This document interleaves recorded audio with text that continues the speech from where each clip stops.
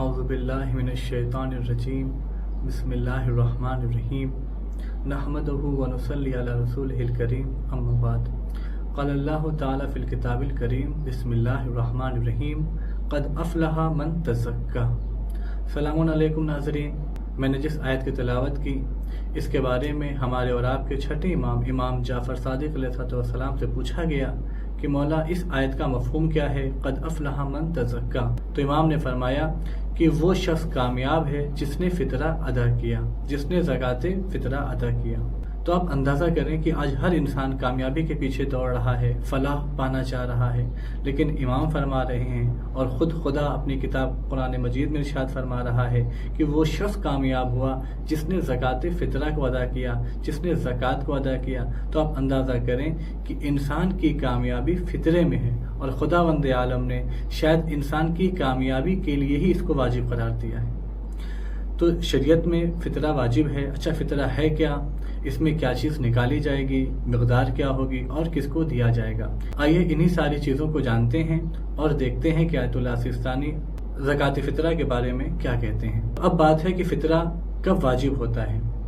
فطرہ ہر اس شخص پہ واجب ہو جاتا ہے کہ جو بالغ ہو، عاقل ہو اور فقیر نہ ہو۔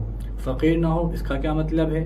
یعنی انسان سال بھر کا خرچ اپنا اور اپنے اہل و عیال کا رکھتا ہو، یعنی بالفعل ابھی رکھ رہا ہو، یا بالفعل موجود نہیں ہے اس کے پاس لیکن بالقوت موجود ہے۔ بالقوت یعنی ابھی تو موجود نہیں ہے لیکن ہر مہینے اس کی تنخواہ آتی ہے، وہ اتنا کماتا ہے ہر مہینے کہ ہر مہینے کا گزارا ہو جاتا ہے، اس طریقے سے سال بھر اس کا خرچہ چل جاتا ہے، تو اسے بالقوت کہتے ہیں۔ لیکن اگر انسان بالفعل اور بالقوت یہ اخراجات نہ رکھے خود کا اور اپنے اہل خانہ کا، تو پھر وہ ایسا شخص فقیر کہلائے گا۔ تو فقیر کے اوپر فطرہ واجب نہیں ہے۔ کس پر واجب ہے؟ جو فقیر نہ ہو، جو بالغ ہو، عاقل ہو۔ اچھا فطرہ کب واجب ہو رہا ہے؟ کہ شب عید غروب آفتاب کے وقت، جیسے ہی سورج ڈوب گیا، سورج کے غروب ہونے کا وقت ہوا، فطرہ آپ کے گردن پر آ گیا، فطرہ واجب ہو گیا۔ اچھا فطرے میں کیا چیز اور کتنی مقدار میں نکالی جائے گی؟ تو فطرے میں وہ چیزیں نکالی جائیں گی جسے آپ اپنے کھانے میں استعمال کرتے ہیں، گیہوں، چاول، جو، کشمش، یہ ساری چیزیں جو آپ اپنے کھانے میں استعمال کرتے ہیں، وہی چیز جو آپ کے شہر میں استعمال کی جا رہی ہیں، وہی چیز آپ کسی مستحق کو فطر میں دیں گے۔ اچھا کتنی دیں گے؟ تو 1 سا دینا ہے۔ 1 سا کا مطلب تقریباً 3 کلو ہوتا ہے۔ اچھا اگر کوئی 1 سا نہیں دے رہا ہے، یعنی جنس نہیں دے رہا ہے، وہ چیز نہیں دے رہا ہے، یعنی گندم یا چاول نہیں دے رہا ہے، تو کیا کرے؟ تو وہ اس کی قیمت بھی ادا کر سکتا ہے۔ اچھا مستحق کون ہے؟ فطرہ دیا کس کو جائے گا؟ فطرہ ایسے شخص کو دیا جائے گا کہ جو فقیر ہوگا، جو عادل ہوگا، جو شیعہ اثنا عشری ہوگا۔ تو اب اگر کسی کو انسان نے فطرہ دے دیا اور بعد میں معلوم ہو رہا ہے کہ یہ شخص مستحق نہیں تھا، یعنی فقیر نہیں تھا، یا پھر اس میں کوئی شرط مستحق نہیں پائے جا رہے تھے، تو اب کیا کرے گا؟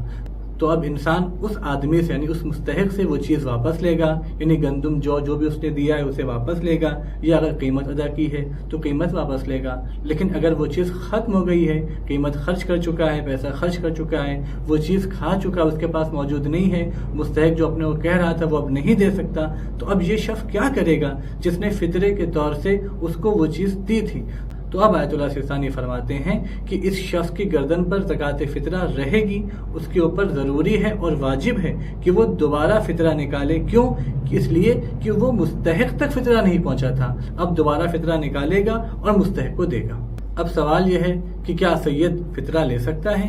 اس میں 2 چیزیں ہیں، نگاہ کرنی پڑے گی کہ فطرہ نکالنے والا کون ہے، خود سید ہے یا غیر سید ہے۔ اگر فطرہ نکالنے والا سید ہے تو پھر ایک ایسا سید کہ جو مستحق ہے وہ فطرہ لے سکتا ہے سید کا۔ لیکن اگر کوئی غیر سید فطرہ نکال رہا ہے تو اب سید غیر سید کا فطرہ نہیں لے سکتا۔ اچھا ایسا نہیں کہ فطرہ صرف آپ کو اپنی طرف سے نکالنا ہے، بلکہ وہ شخص جو گھر کا ذمہ دار ہوتا ہے، یعنی فرض کر لے ایک باپ ہے جو پورے گھر کو چلا رہا ہے، اخراجات کی ذمہ داری اس کے اوپر ہے، خرچ کی ذمہ داری اس کے اوپر ہے، تو وہ خود بھی اپنا فطرہ نکالے گا اور اپنے گھر والوں کا بھی فطرہ نکالے گا۔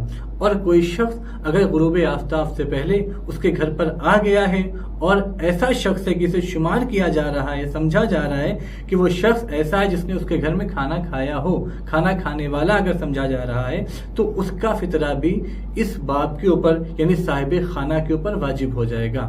اب اس میں کوئی قید نہیں ہے کہ آنے والا مسلمان ہو یا کافر ہو، بالغ ہو یا نابالغ ہو۔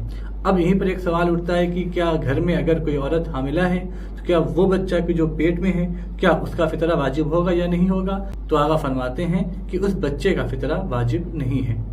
اچھا، مدت کتنی ہے، کس ٹائم تک آپ فطرہ دے سکتے ہیں؟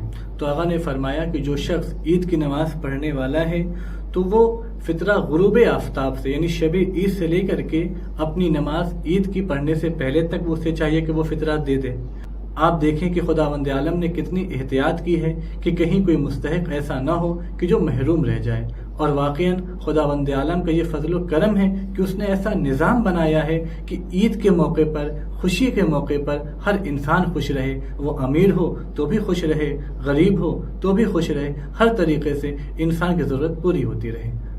آئیے آخر میں دعا کرتے ہیں کہ پروردگار عالم ہمارے اس مہینے کے تمام اعمال کو قبول فرمائے، ہمارے تمام روزوں کو قبول فرمائے، ہماری ان عبادتوں کو قبول فرمائے کہ جو ہم نے شب قدر میں کی ہے۔ ربنا تقبل منا انک انت السمیع العلیم۔